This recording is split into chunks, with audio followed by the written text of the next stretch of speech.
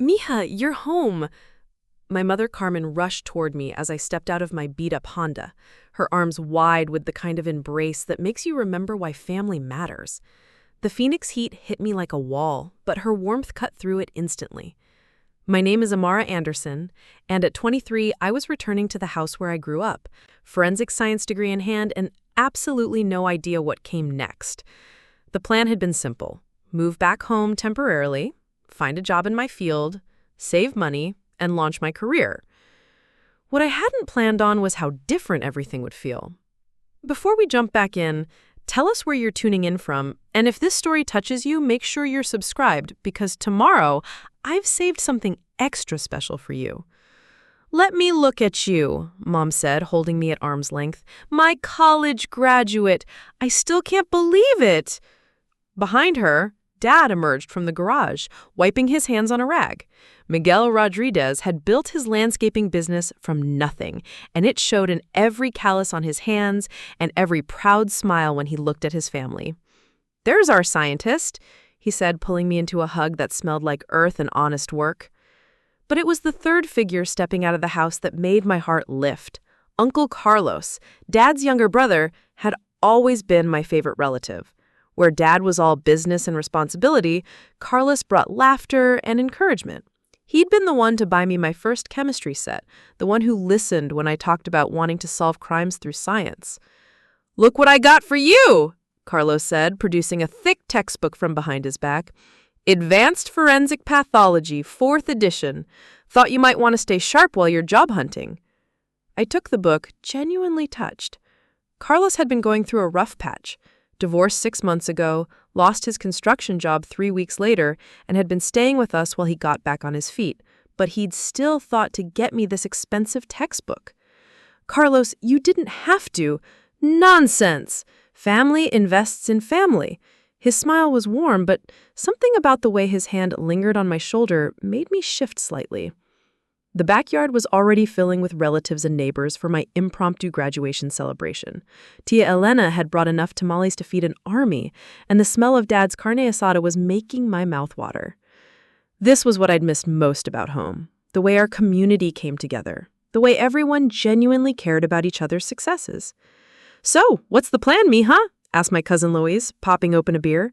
"FBI? CSI Phoenix?" "I'm applying everywhere," I admitted. "The job market is tougher than I expected." "No rush," Carlos interjected, settling into the chair next to mine with 2 plates of food. "Sometimes the best opportunities come when you're patient. Besides, it's nice having you home." There it was again, that possessive undertone that I couldn't quite place. I shook it off. Carlos had always been protective of me, especially after my parents had gone through their rough patch when I was 16. He'd been the one to drive me to school events when they were too busy fighting, the one who made sure I stayed focused on my studies. As the evening wore on, I found myself relaxing into the familiar rhythms of family gatherings. Abuela Rosa held court near the kitchen window, dispensing wisdom and gossip in equal measure. At 68, she was still sharp as a tack, and I caught her watching me with those knowing eyes that seemed to see everything. "You look tired, Mija," she said when I approached to help clear plates. "Just adjusting to being home. Everything feels different somehow." "Things change. People change. Sometimes not for the better." Her voice was quiet, but there was something in it that made me look at her more closely. Before I could ask what she meant, Carlos appeared at my elbow. "Let me help with those," he said, reaching for the plates in my hands. As he did, hot coffee, from someone's abandoned cup, splashed across my hand. "Oh, Dios mío, Carlos!" exclaimed, immediately grabbing my wrist. "I'm so sorry, Amara. Let me see." The coffee wasn't that hot, and the splash barely covered the back of my hand, but Carlos's grip was firm as he examined the minor burn. Too firm. "It's fine," I said, trying to pull away. "Really, it's nothing." "We should put ice on it," he insisted, not letting go. "Can't have our forensic scientist getting injured on her first day home." Mom appeared with a dish towel on ice, fussing over what was essentially a minor red mark. But as everyone crowded around to see if I was okay, I caught Abuela Rosa's expression. She wasn't looking at my hand. She was looking at Carlos's grip on my wrist, and her face had gone very still. Later, as the party wound down and I helped clean up, I found myself alone in the kitchen with Carlos. He was washing dishes, sleeves rolled up, looking every bit the helpful family member. "Thanks again for the textbook," I said, drawing a plate. "It really means a lot." Like I said, family invests in family. He paused in his washing. You know, Amara, I've been thinking, maybe you shouldn't be in such a rush to find a job. What do you mean? Well, you've been away at school for 4 years. Your parents missed you. I missed you. His voice dropped slightly. It might be nice to just take some time, be here, be family. Something about the way he said it made my skin crawl, though I couldn't explain why. I appreciate that, but I need to start my career. I have student loans to pay off, and I want to use my degree. Carlos's hands stilled in the soapy water. Of course, I just think sometimes we get so focused on what we think we want that we miss what's right in front of us. I was saved from having to respond by Dad calling from the living room about taking out the trash. But as I walked past the kitchen window later, I glanced out toward the backyard and froze. Carlos was standing in the shadows near the garage, looking directly up at my bedroom window. Our eyes met through the glass, and he raised his hand in a casual wave, as if being caught staring at his niece's bedroom was the most natural thing in the world. I stepped back from the window, my heart rate picking up for reasons I couldn't name. Just tired, I told myself, pulling the curtains closed. It's just been a long day. But as I got ready for bed, I couldn't shake the feeling that something had shifted. The house that had always been my sanctuary suddenly felt different. Or maybe I was the one who had changed. 4 years of studying criminal behavior, forensic evidence, and victimology had taught me to notice patterns, to trust my instincts when something felt wrong. And something definitely felt wrong. I placed the forensic pathology textbook on my nightstand and tried to focus on the gesture's thoughtfulness, rather than the way Carlos had gripped my wrist, the way he'd suggested I shouldn't rush to leave, the way he'd been watching my window. Family. The word was supposed to mean safety, belonging, unconditional love. So why did I suddenly feel like I was being watched by a predator? 3 weeks into my new routine at home, I'd started to think I'd imagined the tension from graduation night. Carlos was helpful around the house, fixing things that had been broken for years, cooking elaborate dinners when Mom worked late at the clinic. Dad seemed more relaxed with his brother there, and I began to feel guilty for my initial unease. That guilt lasted exactly until the first accident. I was heading to the garage to grab some boxes for job applications when a heavy metal toolbox came crashing down from the workbench, missing my feet by inches. The crash was loud enough to bring both Dad and Carlos running.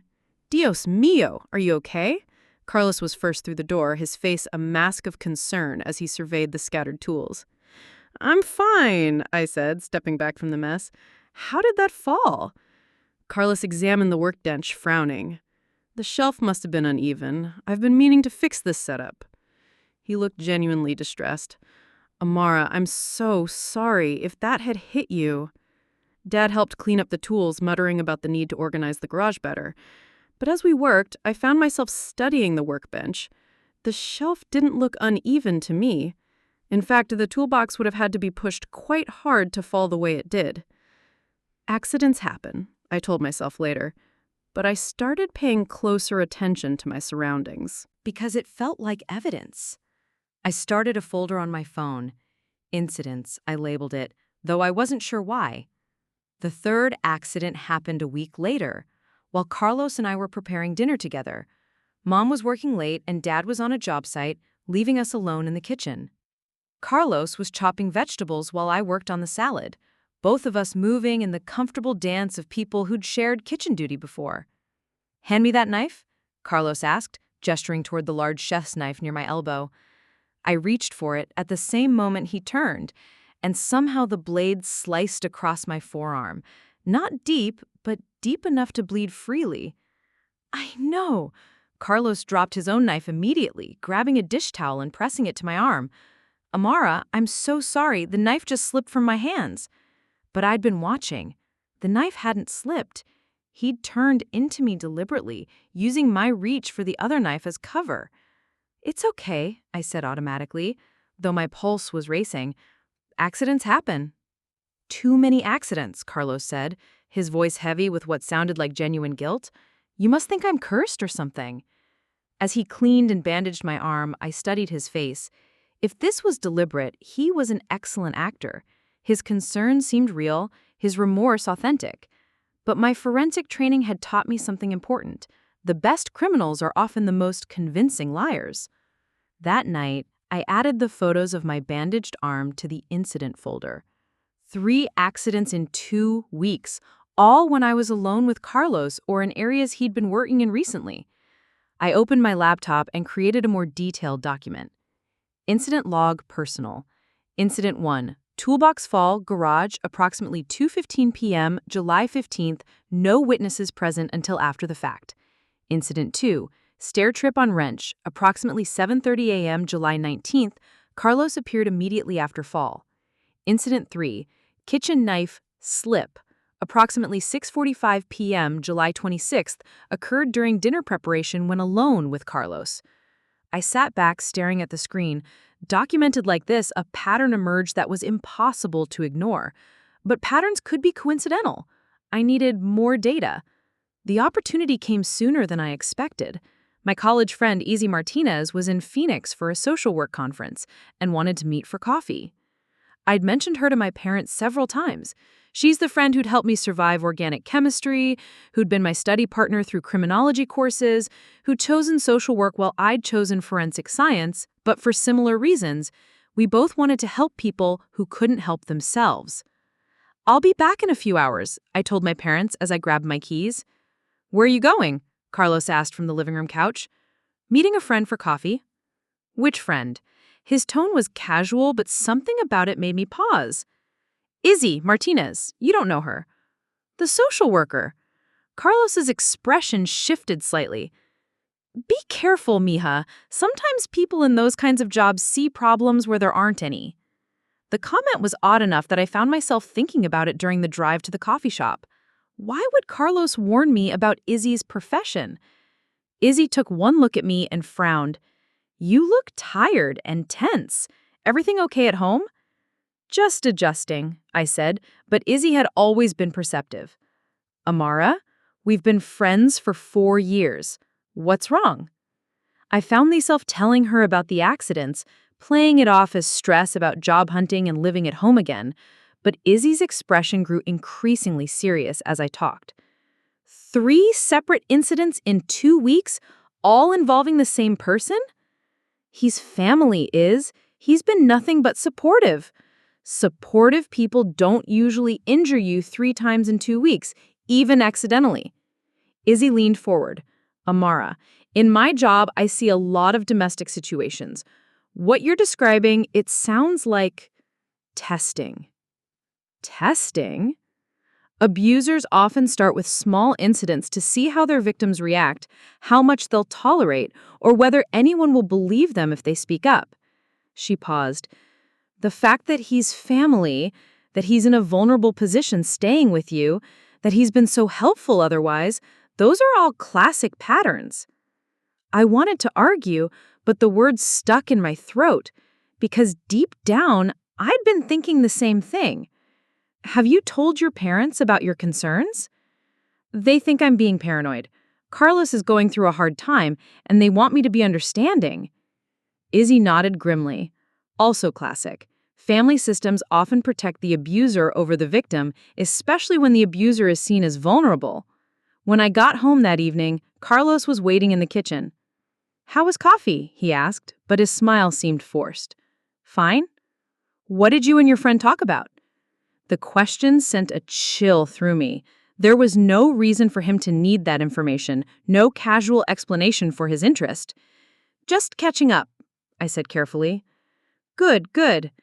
You know, Amara, some people like to stir up trouble, plant ideas, make you question people who care about you.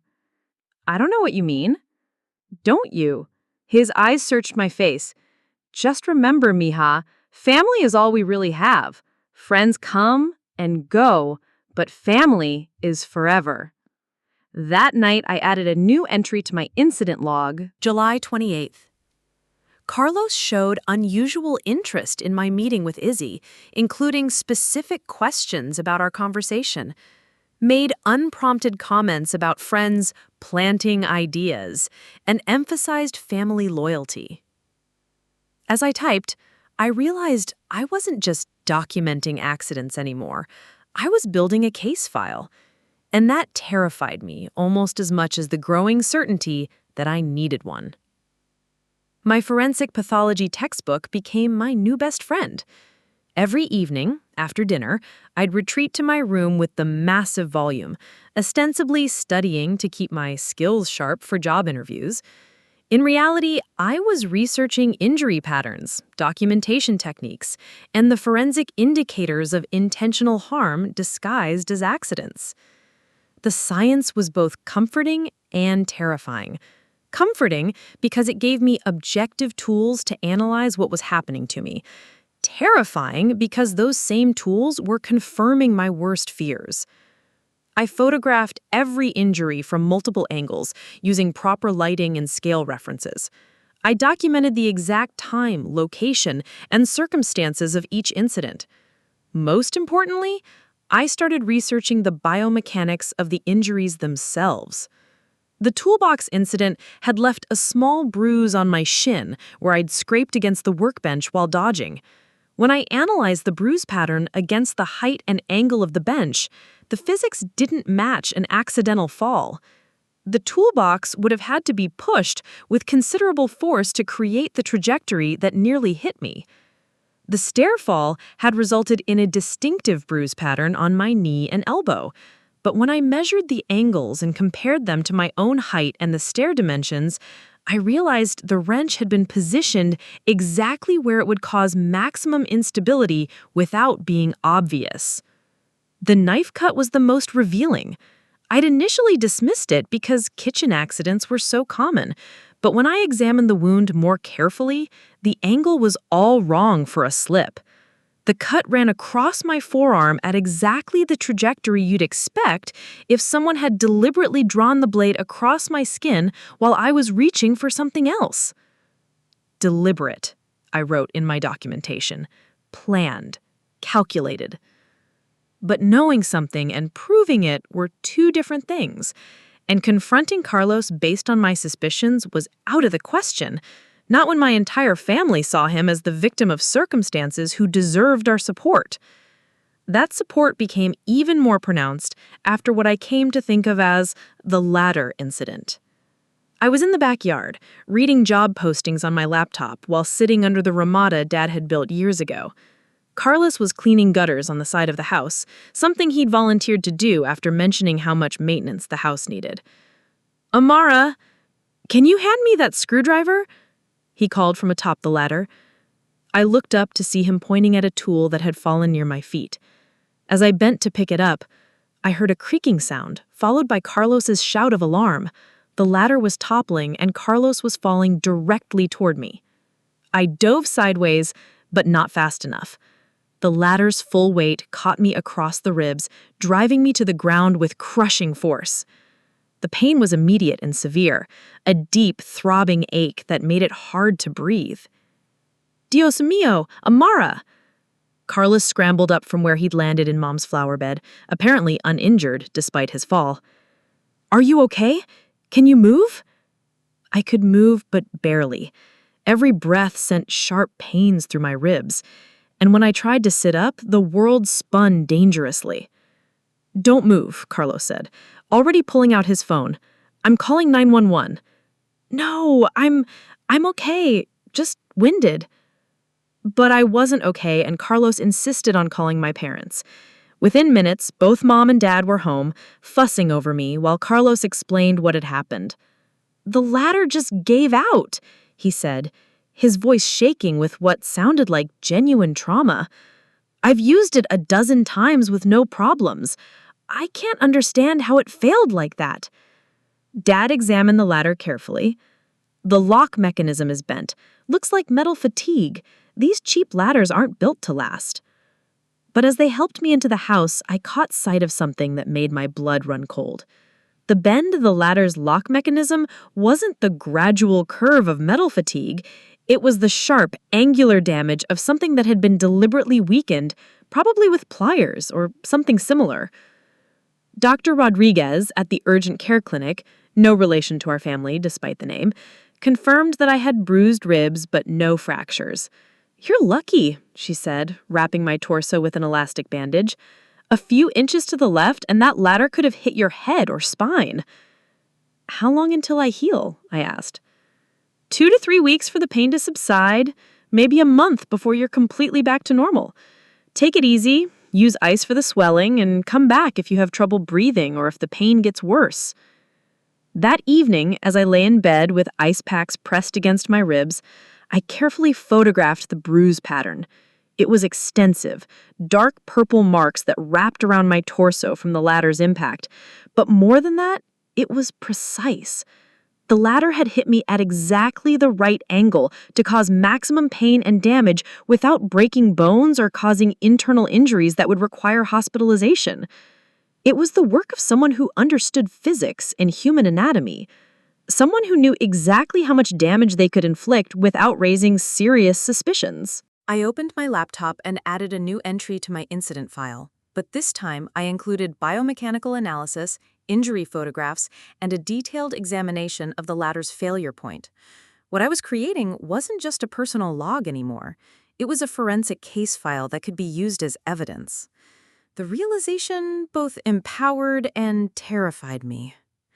The next morning, despite my injuries, I made my way downstairs for breakfast. Mom was already at work, and Dad had left early for a big landscaping job, leaving Carlos and me alone. "How are you feeling, Mija?" Carlos asked, looking up from his coffee with concerned eyes. "Sore, but I'll live." "I still can't believe that ladder failed like that. I feel so responsible." "It wasn't your fault," I said automatically, though the words felt hollow. Carlos stood and moved toward me, ostensibly to pour me coffee. But as he passed behind my chair, his hand briefly touched my shoulder, right where I was most tender from the ladder impact. The pressure was gentle, but on my bruised ribs it sent a spike of agony through my chest. I gasped and pulled away, unable to hide my reaction. "Oh no, did I hurt you?" Carlos immediately pulled his hand back, his face a mask of concern. "I was just trying to be comforting. I'm so sorry." But I'd seen his eyes in that split second before I reacted. There had been no surprise, no accidental pressure. He'd known exactly where to touch to cause maximum pain. He'd done it on purpose. "It's fine," I managed, though tears were pricking at my eyes from the pain. "I'm just really tender there." "Of course you are, pobrecita. That ladder really got you good." As Carlos moved away to get the coffee pot, I realized something had fundamentally changed. The mask of concern was still there, but underneath it, I'd glimpsed something else. Something calculating and cold.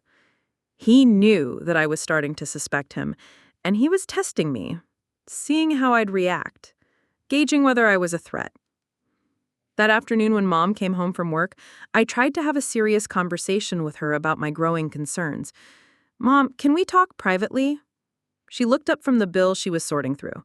"Of course, Mija. What's wrong?" I closed the door to her bedroom and sat on the edge of the bed. "I need to tell you something about Carlos." Her expression immediately grew wary. "What about Carlos?" I think the accidents aren't accidents." "What do you mean?" I pulled out my phone and showed her some of the photos I had taken. The bruises, the cuts, the ladder damage. "Look at the patterns, Mom. Look at the timing. 4 separate incidents in 3 weeks, and they're all escalating in severity." Carmen studied the photos, her face troubled. But when she looked up at me, her expression wasn't the validation I'd hoped for. "Amara, honey, you're scaring me." "I'm scared too. That's why I'm telling you." "No, you're scaring me because you sound paranoid." She set my phone down gently. "Carlos has been nothing but helpful since he's been here. He's going through a difficult time, and you're creating conspiracy theories about someone who's been like a second father to you." "But the evidence Evidence of what? Accidents? Bad luck? Amara, you're a forensic scientist. You should know that correlation isn't causation. I stared at her, unable to believe what I was hearing. Mom, that ladder was deliberately sabotaged. According to who? You? Mija, you're not thinking clearly. You've been stressed about finding a job, you're adjusting to being home again, and now you're seeing threats where there aren't any. So you think I'm imagining all of this? Carmen reached for my hands. I think you're a young woman under a lot of pressure who's maybe spending too much time analyzing normal household accidents. Carlos loves you. We all love you. You're safe here. But I didn't feel safe. And the fact that my own mother couldn't see what seemed obvious to me made me feel more isolated than ever. That evening, I called Izzy. I need to see you again, I said without preamble. Can you meet me somewhere? Of course. What's wrong? Everything.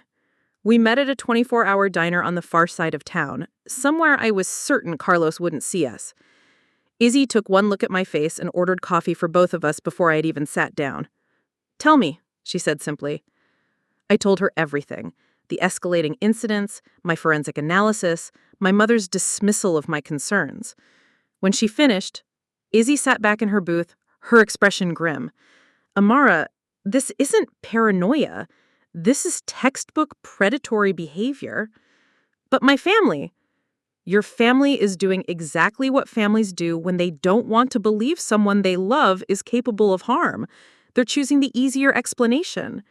But you're a forensic scientist. You know how to document evidence. And what you're describing is evidence. So what do I do? Keep documenting everything, but also start building a safety plan. This kind of behavior typically escalates. And if he realizes you're onto him, she didn't need to finish the sentence. I could imagine the possibilities myself. Is there somewhere you can go if you need to leave quickly? You mean leave home? I mean, protect yourself by any means necessary. Izzy's voice was deadly serious. Amara, I work with abuse victims every day. The pattern you're describing, the escalation, the family denial, the calculated nature of the attacks, this isn't going to stop on its own. He's family, I said weakly. So is mine, Izzy replied quietly. That didn't stop my stepfather from putting me in the hospital when I was 16. I stared at her, suddenly understanding why she'd chosen social work, why she'd been so quick to recognize the pattern in my situation. What did you do? I documented everything, just like you're doing, and when he finally went too far, I had evidence that the police couldn't ignore. She reached across the table and squeezed my hand. The hardest part is accepting that someone you trusted is capable of hurting you. But once you accept that, you can start protecting yourself. Driving home that night, I made a decision. I was going to continue documenting everything, but I was also going to be more strategic about it. If Carlos was testing me, I needed to be smarter about my responses. I also needed to prepare for the possibility that things were going to get much worse before they got better. Back in my room, I opened my laptop and created a new document, Safety Plan, A. Anderson. Then I began researching local resources, legal options, and emergency procedures. Because Izzy was right about one thing. This wasn't going to stop on its own. And I was done being a passive victim. It was time to start fighting back. What this family needs, Dad announced over breakfast, is some good old-fashioned fun. We're all too serious lately. I looked up from my cereal, noting how his eyes lingered on me with concern. Mom had clearly talked to him about our conversation, probably framing it as worry about my paranoid state of mind. I was thinking we could have a family baseball game this afternoon, like when you were little, Mija. Carlos perked up immediately. That's a great idea, Miguel. Amara needs to get outside, get some exercise. All this sitting around job hunting isn't good for anyone. The way he said it made my skin crawl, but I forced a smile. Sure, Dad, that sounds fun. By 3 o'clock, the backyard had been transformed into our makeshift field. Dad had set up bases using old cushions, and Carlos had retrieved the worn baseball and gloves from the garage. Even Mom had agreed to play, though she insisted on being permanent catcher to avoid running. "Amara's up to bat first," Dad announced, tossing me the aluminum bat we'd used for family games throughout my childhood. Carlos picked up the baseball, weighing it in his hands with a smile that didn't reach his eyes. "Just like old times, eh, Mija? Remember when you used to swing and miss every pitch?" "I've improved since then," I replied, settling into my stance. "We'll see about that." The first pitch came in fast and high. I let it pass. "Ball one," Mom called from her crouch behind me. The second pitch was perfect, right down the middle, at exactly the height I liked. I swung and connected solidly, sending the ball flying toward the back fence. As I rounded first base, I felt genuinely happy for the first time in weeks. "Nice hit, Mija," Dad called from shortstop. But Carlos wasn't smiling anymore. When I reached home plate, he was examining the baseball with exaggerated concern. "It's your turn, Carlos," Dad said. "Actually, let me pitch to Amara again. I want to see if she can handle my fastball." Something in his tone made alarm bells ring in my head, but I was already walking back to home plate. Backing down now would look suspicious. "Carlos, take it easy on her," Mom warned him. "This is supposed to be fun." "Don't worry, Carmen. I know exactly what I'm doing." I settled into my batting stance again, but something felt different. Carlos was standing closer to the mound than before, and his grip on the ball was odd, more like he was preparing to throw a rock than pitch a baseball. "Ready?" he called. I nodded, raising the bat. The ball came at me like a missile, not toward the strike zone, but directly at my head. I had maybe half a second to react, dropping the bat and throwing myself sideways. The impact when the ball connected with my skull was like an explosion of pain and light. Then everything went black. I came to in the emergency room, fluorescent lights burning my eyes and the antiseptic smell making my stomach lurch. Mom was holding my hand, her face streaked with tears. "There she is," a woman's voice said nearby. "How are you feeling, Amara?" I tried to turn my head toward the voice, but the movement sent waves of nausea through me. A woman in scrubs moved into my field of vision. Asian, maybe 40, with kind but serious eyes. "I'm Dr. Chen. You took quite a hit to the head. Do you remember what happened?" "Baseball," I managed. "Carlos was pitching." "That's right. Your family brought you in about an hour ago. You've been unconscious, which is why we're keeping you for observation." As my vision cleared, I became aware of voices in the hallway. Dad's voice, loud and defensive. "It was an accident, obviously. Carlos feels terrible about it. The ball just got away from him." "Of course it was an accident. I would never intentionally hurt Amara. She's like my own daughter." But as I lay there, pieces of memories started coming back. The way Carlos had gripped the ball, his positioning on the mound, the trajectory of the pitch, not wild, but precisely aimed. Dr. Chen leaned closer, lowering her voice. "Amara, I need you to be completely honest with me.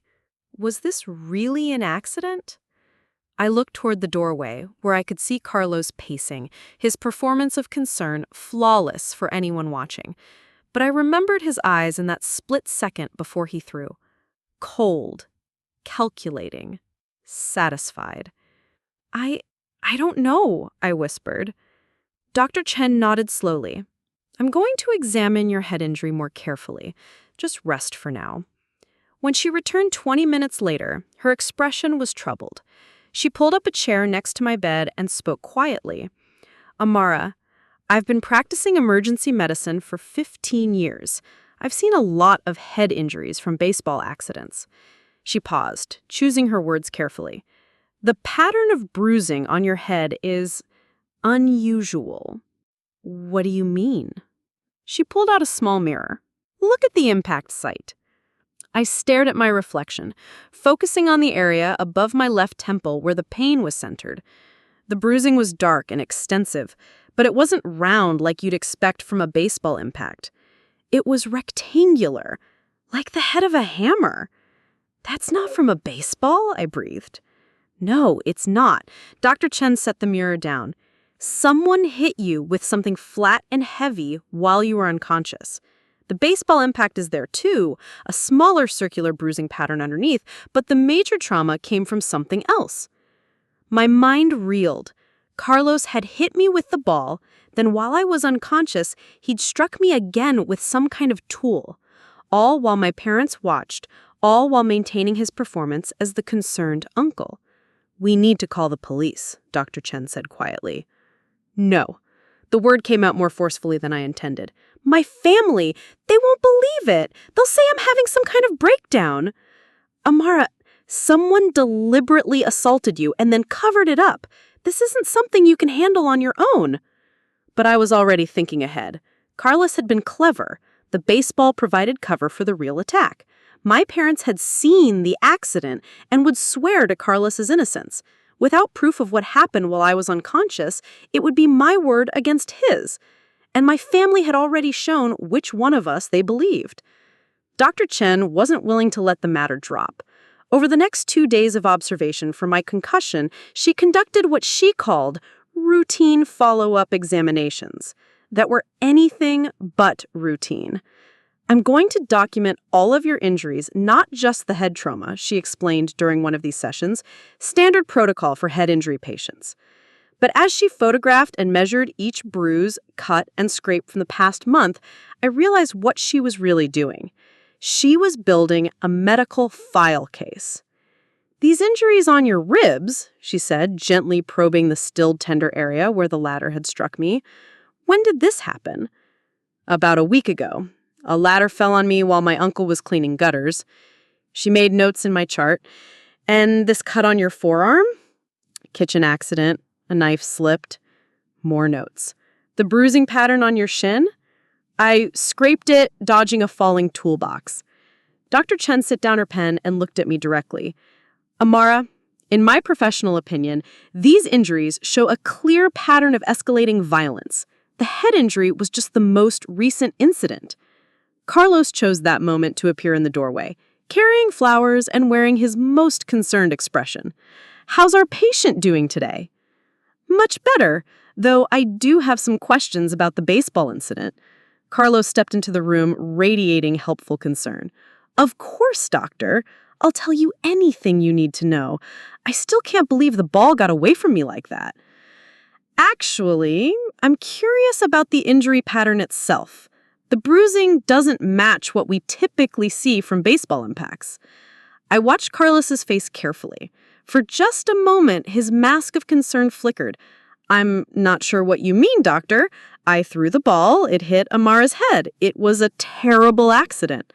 "I'm sure it was," Dr. Chin said smoothly. "These things happen. I was just noting some unusual characteristics in my medical report." After Carlos left, promising to return with my favorite takeout for dinner, Dr. Chen pulled up a chair next to my bed. "Your uncle makes me nervous," she said bluntly. "He makes me nervous too. Can you tell me about your home situation? Honestly." So I told her everything. The escalating accidents, my forensic analysis, my family's refusal to see the pattern.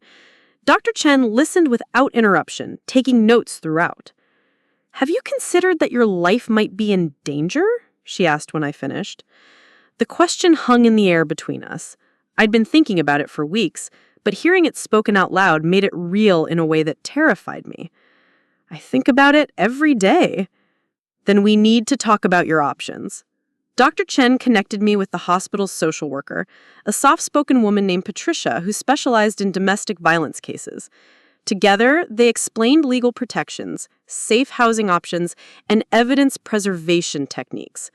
The medical documentation Dr. Chen is providing will be crucial if you decide to pursue legal action. But you should know that family violence cases can be particularly challenging to prosecute. Why? Because families often close ranks around the abuser, especially when that person is seen as vulnerable or sympathetic. Your uncle's recent divorce and job loss make him a sympathetic figure. That evening, Izzy came to visit, bringing homework from the forensic science journals I'd been neglecting. But when she saw the extent of my head injury, her social worker training kicked in. "This isn't from a baseball," she said immediately. "I know." Dr. Chen confirmed it. "What are you going to do?" "I don't know yet, but I'm done pretending these are accidents." Izzy pulled out her laptop. "Then let's build a case that nobody can ignore." We spent the next 2 hours organizing all of my documentation: photos, medical records, incident logs, and forensic analysis. Izzy added her own professional observations about patterns of abuse and family dynamics. "This is comprehensive," she said finally. "You've done incredible work documenting everything.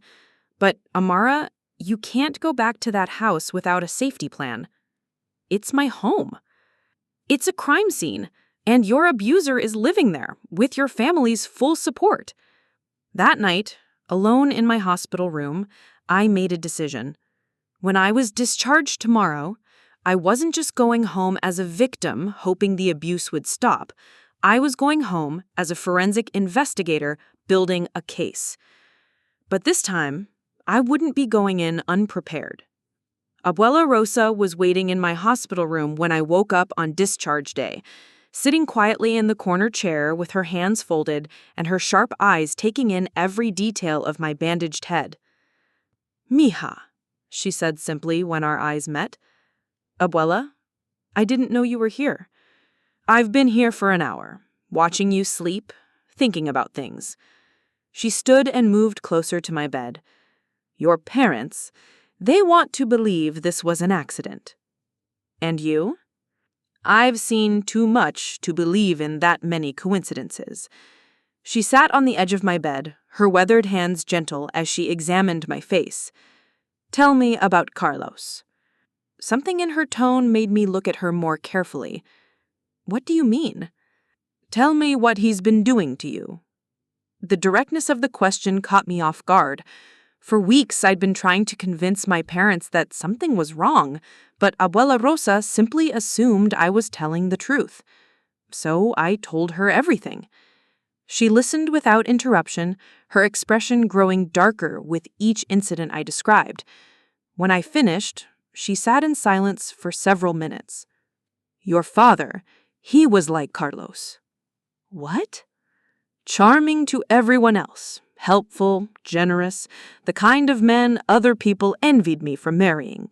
Her voice was steady, but her hands were trembling slightly. "But when we were alone, or when he thought no one was watching—" "Abuela, I never knew." "Of course you didn't. That's how men like that operate. They're masters of the public face." She looked directly at me. "Your father knows nothing about what his own father was really like. I made sure of that." "How?"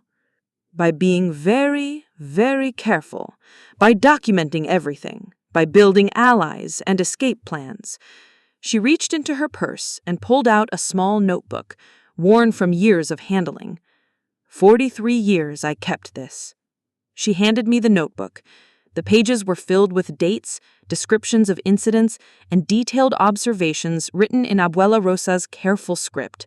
Every bruise, every threat, every time he destroyed something I cared about, I wrote it all down. I flipped through pages of meticulous documentation spanning decades.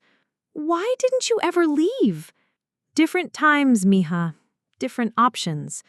But I survived, and I made sure my children were protected." She paused. "Miguel doesn't know about any of this. As far as he's concerned, his father was a good man who worked hard and provided for his family." "But why are you telling me this now?" "Because Carlos reminds me of my husband. The same charm, the same careful calculation, the same way of making everyone else believe he's the victim." She took the notebook back. "And because I've been watching him since he moved in. He's escalating." "You've been watching him?" Abuela Rosa smiled grimly. "You think you're the only one who knows how to document evidence? I may be old, Mija, but I'm not stupid." She pulled out her phone, a newer model than I expected, and showed me a series of photos. Carlos going through my room when I wasn't home, Carlos standing outside my window at night, Carlos deliberately moving items in the kitchen to create hazards. You've been documenting his behavior? Someone had to. Your parents are blind to it, but I recognize the signs. She scrolled through more photos. I also recognize the look in your eyes, the same look I had for 40 years. What look? The look of someone who's being systematically destroyed by someone they're supposed to trust. I studied the photos on her phone, amazed by the thoroughness of her surveillance. How long have you known? Since the second week he was here. I saw how he looked at you, how he positioned himself to isolate you from the family. She put her phone away. But I needed proof before I said anything. Men like Carlos are very good at making people think their victims are crazy. My parents already think I'm paranoid. Of course they do. That's part of his strategy. Abuela Rosa stood up, suddenly looking every inch the family matriarch I remembered from childhood. But now we have medical evidence, forensic documentation, and 40 years of experience dealing with manipulative men. We? Did you think you were going to handle this alone? Her voice was firm. Mija, I didn't survive 4 decades of abuse just to watch my granddaughter go through the same thing. What do? We finish building the case. We document everything, and when Carlos finally goes too far, and he will go too far, we make sure the evidence is overwhelming. She helped me gather my discharge papers and personal belongings. As we prepared to leave the hospital, she turned to me one more time. There's something else you need to understand about men like Carlos. They don't stop escalating until they're stopped. The baseball incident won't be the worst thing he does to you. I know. Do you? Because what comes next will test everything you think you know about family loyalty and survival. Her eyes were intense. Are you prepared to do whatever it takes to protect yourself? I thought about Dr. Chen's question about whether my life was in danger. I thought about the hammer-shaped bruise on my head and Carlos's satisfied expression as he threw that baseball. Yes, I said. I'm ready. Abuela Rosa nodded approvingly. Good, because the real fight is just beginning. The recording device was smaller than a thumb drive, disguised as a phone charger. Abuela Rosa had purchased this one along with 2 others, all untraceable cash purchases from different electronics stores across Phoenix. Plant this one in the kitchen, she instructed, handing me the tiny device. The living room and your bedroom are already covered. You've been planning this for weeks. I've been planning this since the day Carlos moved in. Her expression was grim. Men like him always escalate. The only question is how much damage they do before they're stopped. Carlos's behavior had become more erratic since my hospital stay. He watched me constantly, his concern performative but his eyes calculating. Every conversation felt like a chess match, where he was always 3 moves ahead. You seem different since your accident, he mentioned during dinner, his tone casual but probing. Head injuries can change people temporarily, Mom replied before I could answer. The doctor said confusion and personality changes are normal. Of course, Carlos agreed, but his smile didn't reach his eyes. I just want to make sure Amara knows she can trust family. The emphasis on trust sent chills through me, but I maintained my facade. I appreciate everyone's support during my recovery. Later that evening, as I helped wash the dishes, Carlos moved closer than necessary, his body blocking my path to the dining room. Your friend Izzy hasn't been by lately, he observed, scrubbing a plate with unnecessary force. Social work must be demanding, all those damaged people filling their head with their problems. Sometimes social workers see abuse where there isn't any. Professional hazard. The threat was subtle but unmistakable. Stay away from Izzy or there would be consequences. I'll keep that in mind, I replied evenly. That night, the recording device captured Carlos on the phone with someone, an old construction buddy, based on the conversation. The little princess is getting too curious for her own good, asking questions, taking pictures. Miguel and Carmen think she hit her head too hard, but I know better. I held my breath, waiting for more. No need for anything drastic yet. But if she keeps pushing, the line went quiet for a moment. Let's just say accidents happen.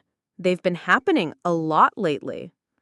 The laugh that followed was cold and calculating, nothing like the warm uncle who helped with groceries and fixed broken appliances. I immediately texted the recording to Izzy and saved multiple copies across different secure cloud accounts. This was the breakthrough we needed. Carlos admitting to orchestrating the accidents and threatening future violence. But my relief was short-lived. The next morning, I discovered Carlos in my room, supposedly looking for a book he'd loaned me weeks ago. "Just wanted to make sure you were taking care of your things," he said, his hands suspiciously close to where I kept my laptop. "You know how important it is to back up your files? Computers crash, data gets lost. Very sad when that happens." The message was clear. He knew I was documenting something, and he was warning me that evidence could disappear. That afternoon, Dr. Chen called with urgent news. "I've been contacted by Officer David Morales from the Phoenix PD Domestic Violence Unit. I shared our conversation about your medical records with his team." Without my permission? Under mandatory reporting laws for suspected abuse. But Amara, this is good news. Officer Morales specializes in family violence cases. He wants to meet with you. When I hesitated, she continued, "Your safety situation is deteriorating rapidly. Professional intervention isn't optional anymore. It's necessary for survival." The confrontation I'd been dreading came on a Tuesday evening while Mom worked late and Dad was at a city planning meeting about a commercial landscaping contract. Carlos and I were alone in the house, exactly the situation I'd been trying to avoid for weeks. I was in my room updating my evidence files when I heard footsteps in the hallway. Not the casual walk of someone passing by, but the deliberate approach of someone with a purpose. Carlos appeared in my doorway without knocking. "Working hard on something?" he asked, his eyes fixed on my laptop screen. "Just job applications," I replied, quickly minimizing the forensic analysis document I'd been updating. "Mind if I take a look? Maybe I can help with your resume." Before I could protest, he was moving around my desk, positioning himself behind my chair where he could see my screen clearly. His proximity made my skin crawl, but moving away would seem suspicious. "Let's see what kind of jobs our forensic scientist is applying for," he said, reaching over my shoulder toward the laptop. His fingers brushed against the trackpad, and somehow, whether deliberately or accidentally, he managed to reopen the minimized window. My evidence file filled the screen in all its damning detail. Photos of injuries, audio transcripts, medical documentation, and a detailed timeline of every incident. The silence that followed was deafening. "What the hell is this?" Carlos's voice had changed completely, dropping the fake warmth and revealing something cold and dangerous underneath. "It's nothing," I said, reaching to close the laptop, but his hand clamped down on my wrist. "Nothing?" He pulled me away from the desk, his grip tight enough to leave bruises. "This looks like some kind of investigation. Are you investigating me, Amara?" "Carlos, you're hurting me." "I'm hurting you." His laugh was bitter. "After everything I've done for this family, you're sitting here building some kind of case against me? By documenting the truth?" The slap came without warning, snapping my head to the side and bringing tears to my eyes. For a moment, the mask dropped completely, and I saw Carlos as he really was: violent, entitled, and completely without remorse. "The truth?" He grabbed my chin, forcing me to look at him. "The truth is that you're a paranoid little girl who can't handle normal family interactions. The truth is that everything that's happened to you has been an accident, and you're too damaged to see it." "Then why are you so angry about my documentation?" Another slap, harder this time. "Because you're trying to destroy this family with your fantasies. Miguel and Carmen have been through enough without their disturbed daughter adding more stress." I heard the front door slam downstairs. Mom was home early. Carlos immediately released me and stepped back, his expression shifting back to concerned uncle mode with frightening speed. "Think very carefully about what you say next. Because if you try to tell them about this conversation, I'll make sure everyone knows about your mental health issues. Post-concussion syndrome can cause paranoid delusions. Very sad. Very believable. Amara? Carlos? I'm home. Mom's voice carried up the stairs. Carlos smoothed his hair and adjusted his shirt. Coming, Carmen, just helping Amara with some computer problems. But I wasn't letting him control the narrative anymore. Mom! I called, my voice carrying clearly through the house. Call the police! Carlos just attacked me! I heard Mom's sharp intake of breath from downstairs, followed by rapid footsteps. Carlos's face went white with rage. You stupid!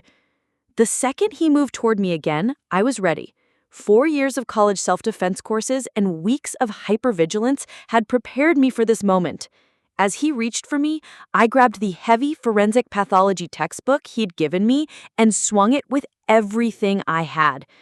The impact caught him across the temple, and he stumbled backward, dazed, but still standing. What's happening up there? Mom appeared in the doorway, taking in the scene. Carlos holding his head, me backed against the wall with the textbook raised for another strike. He hit me, I said clearly, twice. It's all been him, Mom. All the accidents, all the injuries. He's been abusing me for months. That's not true, Carlos said, but his voice lacked conviction. Blood was trickling from a cut above his eyebrow where the book had connected. He attacked me. Look what she did. After you slapped me twice and threatened me.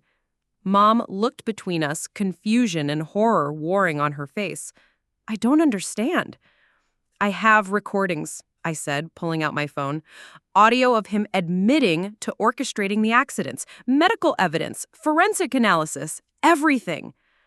Carlos made one last desperate play. Carmen, she's been acting paranoid since her head injury.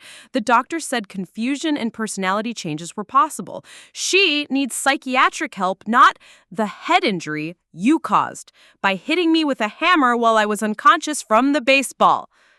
The words hung in the air like an accusation. Mom stared at Carlos, really seeing him for the first time. Is that true? She whispered. Carlos's silence was answer enough. Officer Morales arrived within 20 minutes, followed closely by paramedics and a domestic violence advocate. The house filled with professionals who treated my situation with the seriousness it deserved, a stark contrast to my family's months of denial and minimization. We'll need photographs of all injuries, Officer Morales explained as the paramedic examined the fresh bruises on my face and wrist, both old and new. Carlos sat in the living room with a second officer, still maintaining his innocence despite the overwhelming evidence. This is a family misunderstanding blown out of proportion. Amara has been struggling with mental health issues since her accident. The accident where someone hit her with a hammer while she was unconscious, Officer Morales asked pointedly. Carlos's lawyer arrived before he could respond. Apparently he'd called during the chaos. Another sign of premeditation that didn't help his case. Dad came home to find his brother being arrested in our driveway. This is insane, he kept repeating as Officer Morales explained the charges. Carlos would never hurt Amara. There has to be some mistake. Miguel, Mom said quietly, there's no mistake. I saw him hit her. I heard him threaten her. But the accidents weren't accidents. I handed him my phone with the audio recordings. Listen to this. Watching my father's face as he heard Carlos admit to orchestrating months of abuse was one of the most painful experiences of my life. The betrayal, the guilt, the realization of how badly he'd failed to protect his own daughter, it all played across his features in devastating sequence. I'm sorry, he whispered when the recording ended. Mija, I'm so sorry. I should have believed you. The legal proceedings moved quickly once the evidence was presented. Carlos's public defender tried to argue mental health issues and family dysfunction, but the comprehensive documentation made the case essentially bulletproof. Dr. Chen's medical testimony was particularly damning. The pattern of injuries shows clear escalation over time, consistent with systematic abuse rather than random accidents. The victim's forensic documentation demonstrates both the perpetrator's methodology and the deliberate nature of each assault. Abuela Rosa's testimony provided crucial context about generational patterns and Carlos's behavioral history. I recognize the signs because I lived with them for 40 years. The charm, the manipulation, the way he made everyone else believe he was the victim. It was identical to my late husband's behavior. The hardest part wasn't the trial. It was dealing with extended family who couldn't accept the truth about Carlos.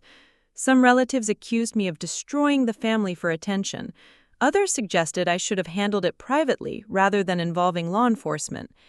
"You tore this family apart," Tia Elena told me after the sentencing. "Carlos made mistakes, but did you have to send him to prison?" "He didn't make mistakes," I replied firmly. "He committed crimes against me repeatedly for months." The division in our extended family was painful but necessary. Those who supported my decision to seek justice remained close to us. Those who prioritized Carlos's reputation over my safety gradually distanced themselves. Carlos received 18 months in county jail, plus probation and mandatory counseling. Not as much as I'd hoped, but enough to establish a clear legal record of his crimes. The sentence isn't just about punishment, it's about breaking the pattern and protecting future victims. As I sat in that courtroom watching Carlos led away in handcuffs, I felt something I hadn't experienced in months. Safety. Not just physical safety, but the deeper security that comes from being believed, supported, and validated by the systems designed to protect people like me. The little girl who'd once looked up to Uncle Carlos was gone forever. That the woman who'd taken her place was stronger, smarter, and absolutely unwilling to be anyone's victim ever again. 8 months after Carlos's conviction, I sat across from Detective Martinez in the Phoenix PD's forensic unit, examining photographs that made my stomach clench with recognition. Another young woman, another pattern of accidents, another family in denial. 22 years old, lives with her boyfriend and his mother, Martinez explained. Family insists she's clumsy, but look at these injury patterns. I studied the medical photos with the trained eye of both a forensic scientist and a survivor. The bruising on her ribs matched my own ladder incident. The cut on her forearm was identical to my kitchen accident. "She's been documenting everything," I said, flipping through the victim's evidence folder. "Smart girl." "Reminds me of another case I worked recently," Martinez smiled grimly. Victim used her forensic training to build an airtight case against a family member who'd been systematically abusing her. That victim had been me. Now I was the forensic specialist analyzing similar evidence for someone else. My new job at the crime lab had become more than a career. It was my way of transforming trauma into purpose. Every case I worked, every piece of evidence I analyzed was another step toward preventing what had happened to me from happening to others. The personal healing had been slower. Dad still struggled with guilt over enabling Carlos, despite months of therapy. Mom threw herself into volunteer work with domestic violence survivors, as if helping others could atone for failing to help me. But we were rebuilding, learning to be a family based on honesty rather than willful blindness. "I keep thinking about all the signs I missed," Dad said during one of our weekly dinners. "Or maybe I didn't miss them. Maybe I just didn't want to see them." "Carlos was an expert manipulator," I replied. "That's not your fault." Abuela Rosa had become my closest ally. Her decades of surviving abuse had taught her to recognize the patterns I was only beginning to understand. Together, we'd started speaking at domestic violence workshops, sharing our story of intergenerational strength and survival. "The hardest part isn't surviving the abuse," she told one group of survivors. "It's learning to trust your own perceptions again after someone has spent months convincing you that reality isn't real." The audience nodded in recognition. We'd all lived that nightmare. Carlos had written me several letters from prison, manipulative attempts at reconciliation that I recognized immediately. Each letter followed the same pattern: apologies mixed with justifications, taking responsibility while simultaneously shifting blame. I filed them all as evidence of his continued psychological manipulation. Some family members still blame me for destroying the family by pressing charges, but the ones that mattered, Mom, Dad, Abuela Rosa, and Izzy, had learned to see the truth. Carlos had destroyed himself through his own actions. Tonight, as I prepare testimony for tomorrow's trial, I touch the small scar on my forearm where Carlos's knife had slipped. Physical evidence of deliberate harm that couldn't be explained away. The scared young woman who'd returned home from college is gone. In her place stands someone who knows that knowledge, properly applied, really can be the ultimate weapon against predators. My name is Amara Anderson. I'm a forensic scientist, a survivor, and proof that sometimes the best revenge is simply ensuring justice gets served. Up next, you've got 2 more standout stories right on your screen. If this one hit the mark, you won't want to pass these up. Just click and check them out. And don't forget to subscribe and turn on the notification bell so you don't miss any upload from us.